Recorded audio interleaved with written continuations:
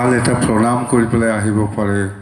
ইয়াৰ কাৰণে জিৰণি ঘৰ বা গেষ্ট হাউচ মই দেওগড়ত বডলেণ্ড টেৰিটৰিয়েল কাউন্সিলৰ পৰা মই বনাই দিম। জয় গুৰু ইমান আৰাম ভাল দিছে। কোনে ভাবিছে এনেকুৱা আছে গেষ্ট হাউচ? কাৰোবাৰ গেষ্ট হাউচ আছে? ঝাৰখণ্ড, বিহাৰ, নেপাল, ইউ পি, বেংগলৰ আছে? আছে? তাহলে আরো একবার জোরদার জয় গুরু। দেওগড়ত একটা বডলেণ্ড গেস্ট হাউস বাস হয়েছে তো সবাই থাকবো।